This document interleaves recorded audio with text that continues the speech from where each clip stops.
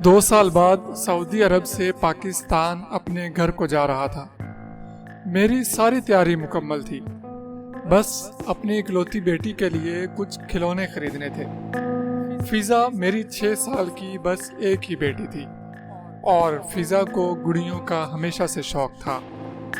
मैं ख़ास तौर पर फिजा के लिए गुड़िया खरीदने एक बहुत बड़े डॉल हाउस गया। दुकान में दाखिल होते ही मैं गुड़ियों का जायजा लेने लगा। फिर अचानक मेरी नज़र एक बहुत ही अजीब गुड़िया पर पड़ी जो दुकान के एक कोने में छुपा कर रखी गई थी। मैं वो गुड़िया उठाकर उस अरब सेल्समैन के पास गया और उससे गुड़िया की कीमत पूछी। वो अरब सेल्समैन गुड़िया मेरे हाथ में देखकर हैरान हो गया और उसने मुझसे पूछा, ये गुड़िया तुम्हें कहाँ से मिली? फिर उस सेल्समैन ने एक मुलाजिम लड़के को बुलाकर उसे डांटना शुरू कर दिया कि ये गुड़िया दुकान में कौन लाया। मुलाजिम डांट सुनता रहा। फिर सेल्समैन ने मेरी तरफ माजरत खाना अंदाज में देखा और कहा, सॉरी भाईजान, ये गुड़िया फरोख्त के लिए नहीं है। मैं कुछ हैरान हुआ और सेल्समैन से पूछा, क्यों भाई, ऐसा क्या है इस गुड़िया में? उसने बात टालते हुए कहा, आप छोड़े, आप कोई और गुड़िया देखें। लेकिन मुझे तजस्सुस होने लगा। मैंने कहा, मैंने यही गुड़िया खरीदनी है। उस सेल्समैन ने टालते हुए कहा, भाई उस गुड़िया को छोड़े, ये बहुत महंगी है, आप कोई और गुड़िया ले लें। लेकिन मैं जिद पे अड़ा रहा। मैंने कहा, जितनी भी महंगी हो मैं यही गुड़िया लूंगा। उस सेल्समैन ने ठंडी सांस भर के कहा, अच्छा ले जाएं। मैंने कीमत पूछी। उस सेल्समैन ने कहा, आप बस गुड़िया ले जाएं, ये फरोख्त के लिए नहीं है। मैं कुछ हैरान हुआ और कहा, क्या बात कर रहे हो, ऐसे कैसे ले जाऊं? आपकी बातों का मतलब क्या है? उस सेल्समैन ने मुस्कुराकर मेरी तरफ देखा और मुझे अपने पास टेबल पर बिठाया। उस वक्त दुकान में कोई खास रश नहीं था। फिर वो सेल्समैन मुझे बताने लगा, दरअसल ये गुड़िया 40 साल पहले मेरे दादा मिस्र से लाए थे और आज तक बिल्कुल वैसी है जैसी उस वक्त थी। मेरे दादा ने इस गुड़िया को कई बार बेचने की कोशिश की, लेकिन ये गुड़िया एक बार फरोख्त होकर फिर हमारे पास वापस आ जाती है। अब आप सोच रहे होंगे कि ये गुड़िया चलकर या उड़कर आती होगी। जी नहीं, कोई ग्राहक इस गुड़िया को बेचने के लिए हमारी दुकान पर लाता है और हम इसे फिर से खरीद लेते हैं। हमें नहीं मालूम ये गुड़िया वापस कैसे आती है और उसके पीछे क्या राज है, लेकिन खरीदने वाला इस गुड़िया को जितनी भी दूर ले जाए, 1 हफ्ते बाद ये गुड़िया हमारे पास वापस आ जाती है। मेरे दादा ने इस गुड़िया को 7 बार बेचा था और अब्बू ने भी लातादाद बार बेच दिया, और मैंने खुद इस गुड़िया को अपने हाथों से 6 बार बेचा। लेकिन जैसे कि तुम देख रहे हो, ये गुड़िया फिर हमारे पास है। 3 साल पहले हमने इस गुड़िया को एक कमरे में बंद कर दिया, लेकिन ये हर बार किसी न किसी तरह दुकान पर पहुंच जाती है। इस सेल्समैन ने अपनी बात खत्म की और मुस्कुराया। मुझे उस सेल्समैन की बातें किसी लतीफे से कम नहीं लग रही थी। मैं इस सेल्समैन का शुक्रिया अदा करके पाकिस्तान चला आया। फिजा इस गुड़िया को देखकर बहुत खुश हुई और मैं भी 1-2 दिनों में इस सेल्समैन की बातों को भूल गया। फिजा उस गुड़िया के साथ खुश थी और मैं फिजा को देखकर खुश था। मुझे उस सेल्समैन की बातें खौफनाक डाइजेस्ट की कहानियों से ज्यादा नहीं मालूम हो रही थी। रूटीन की जिंदगी जा रही थी। मैं चौंके सऊदीया से नया नया आया था, इसलिए मेरे घर मेहमानों की आमद थी। एक रात मेहमानों से फारिग हुआ तो मेरी बेटी मेरे पास कमरे में आई और उसने कहा, पापा ये गुड़िया बात करती है। मैंने फिजा की बात को मजाक में उड़ाते हुए पूछा, अच्छा क्या कहती है भाई आपकी ये गुड़िया? फिजा ने बताया, ये गुड़िया कहती है मुझे छोड़ दो। मैं फिजा की बात पर हंसा था। अगले दिन फिजा की वो गुड़िया गायब हो गई। पूरा घर ढूंढा, कहीं नहीं था। फिर मैंने अपना कमरा देखा, वो गुड़िया मेरे कमरे की अलमारी में से निकली। मैं पहली बार कुछ हैरान हुआ, क्योंकि जिस अलमारी से वो गुड़िया निकली थी वो मेरी जाती अलमारी थी और हर वक्त उस पर ताला लगा रहता था, जिसकी चाबी भी मेरे खुद के पास ही होती थी। फिर वो गुड़िया उस अलमारी में कैसे पहुंची? खैर, मैंने सोचा शायद ये फिजा और मेरी बीवी ने गलती से लाकर रख दिया हो। ये अगली रात का वाक्य है। हम सब खाना खा रहे थे। फिजा भी कुर्सी पर बैठी खाना खा रही थी। फिजा की आदत थी, जहां जाती जो काम करती वो गुड़िया उसके साथ रहती। खाना खाते खाते अचानक फिजा के हाथ से वो गुड़िया गिर गई। गुड़िया फर्श पर बड़े जोर से गिरी थी। अगर गुड़िया की जगह कोई गिलास होता तो वो टुकड़े टुकड़े हो जाता। फिजा ने कुर्सी से उतरकर वो गुड़िया उठाई, लेकिन मैं और मेरी बीवी ये देखकर सदमे में आ गए कि उस गुड़िया की नाक से खून बह रहा था।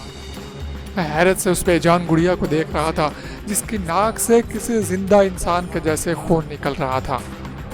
अगर कोई और मुझे ये बात कहता तो मैं कभी यकीन न करता, लेकिन वो सब मैं अपनी आंखों से देख रहा था। मुझे पहली बार उस सेल्समैन की बातें याद आ रही थी।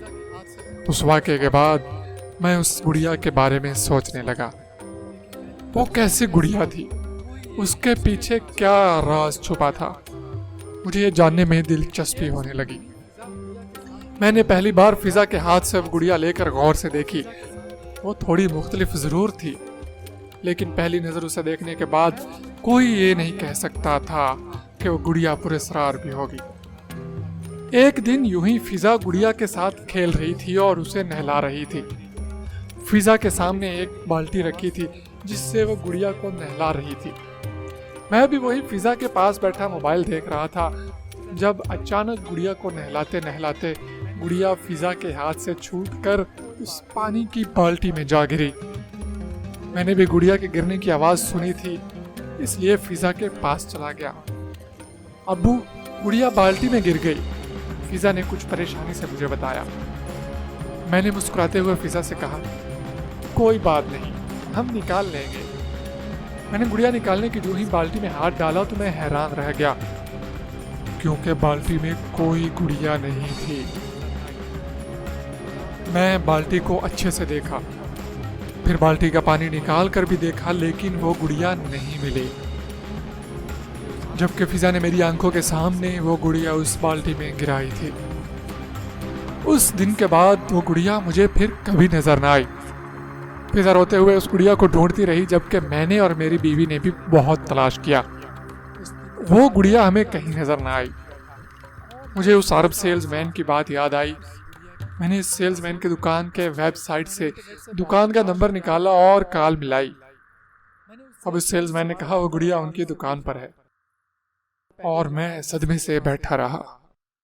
उस दिन के बाद मैं कभी सुकून से नहीं बैठा और ये सोचता रहा उस गुड़िया की कहानी क्या होगी। मैंने इंटरनेट से बहुत तलाश किया, लेकिन कुछ नहीं मिला। मैंने उस सेल्समैन से दोबारा राब्ता किया और उससे पूछा कि उनकी दुकान से पहले यहाँ किसकी दुकान थी। तब उस सेल्समैन ने बताया एक मिस्र का ताजिर था, शायद ये उसकी दुकान थी। जैसा उसने अपने बाप दादा से सुना था वही बता दिया। मैंने इंटरनेट से हर लफ्ज लिखकर सर्च किया, लेकिन कोई ऐसी चीज ना मिली जिससे उस गुड़िया का राज मालूम होता। मेरा तजस्सुस बढ़ता जा रहा था।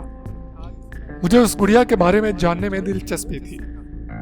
वो गुड़िया देखने में खौफनाक जरूर थी, मगर उसने कभी किसी को नुकसान नहीं पहुंचाया।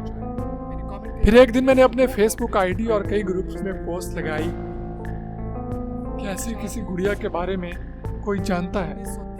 मेरी फ्रेंड लिस्ट में एक आदमी था जिसे मैं नहीं जानता था, लेकिन वो मिस्र का था। उसने कमेंट किया था मेरी पोस्ट पे, क्या आप मिस्र की चार्ली डॉल के बारे में जानना चाहते हैं? मैंने कमेंट के जवाब में लिखा वो कौन था, तो उसने एक तफसीली जवाब लिखा। चार्ली मिस्र में रहता था। 1930 के दरमियान वो तिजारत करते हुए सऊदी अरब पहुंच गया और वहां चार्ली ने एक बहुत बड़ी खिलौनों की दुकान खोल ली। चार्ली के बारे में मशहूर था। उसके पास हर वक्त एक गुड़िया होती जो उसके वालिद ने चार्ली को दी थी, और चार्ली ने अपनी जिंदगी के किसी भी उम्र में उस गुड़िया को खुद से अलग ना किया। चार्ली को वो अपनी गुड़िया जान से ज्यादा अजीज थी। वो चार्ली गुड़िया के साथ 60 साल तक रहा। फिर एक दिन चार्ली की दुकान की छत गिर गई और चार्ली उसी मलबे तले दब गया। उसके बाद वो गुड़िया कहाँ गई ये कोई नहीं जानता। इस आदमी के कमेंट से मुझे मेरा आधा जवाब मिल चुका था। बाकी का आधा जवाब मैंने सऊदी के सेल्समैन से पूछा, और उसने भी यही बताया कि इस मिस्र के ताजिर का नाम चार्ली था और उसके खिलौनों की दुकान थी। मैं अपने कमरे से हिल भी ना सका। मुझे उस गुड़िया की हकीकत पता चल चुकी थी, लेकिन वो हकीकत इस कदर उदास और दर्दनाक होगी ये मैंने सोचा भी ना था। मैंने उस गुड़िया के बारे में एक तफसीली नोट लिखा। जब उस चार्ली की दुकान की छत गिर गई और चार्ली उस मलबे तले दब गया, तब सऊदी के सेल्समैन के दादा ने अपनी वहां दुकान बनाई और उन्हें मलबे तले वो गुड़िया मिली जो चार्ली की थी। अब रही बात इस गुड़िया की, तो वो वफा की एक दास्तां थी, मोहब्बत की एक अनोखी कहानी। उस गुड़िया को आज भी लगता है कि उसका चार्ली एक दिन वापस आएगा, इसलिए वो उस दुकान को छोड़ने के लिए तैयार ही ना थी। मैं गुड़िया और चार्ली की वफा पर हैरान रह गया। कैसे लोग थे जो मर के भी ना मरे। मैंने वो नोट सऊदी के उस दुकानदार को सेंड किया और उसने मेरा शुक्रिया अदा किया। उसने मुझे यकीन दिलाया कि वो उस गुड़िया को वही इज्जत और मोहब्बत देंगे जो चार्ली ने दिया था, और मैं आज तक एक बेजान गुड़िया की वफा पर हैरान हूँ। मैं आज भी अपने मोबाइल पर उस गुड़िया की तस्वीरें देखता रहता हूँ। मेरी बीवी कहती है, आप पागल तो नहीं है? और मैं उदासी से कहता हूँ, ये वफा की बात है, तुम नहीं समझोगी। कैसे लोग थे जो मरकर भी वफा कर गए। आपको ये कहानी कैसी लगी और आप चार्ली की गुड़िया के बारे में क्या सोचते हैं? कमेंट बॉक्स में लाजमी बताइए। हमारे चैनल को सब्सक्राइब कीजिए और ये वीडियो अपने तमाम दोस्तों के साथ शेयर कीजिए, क्योंकि ये वफा की कहानी है।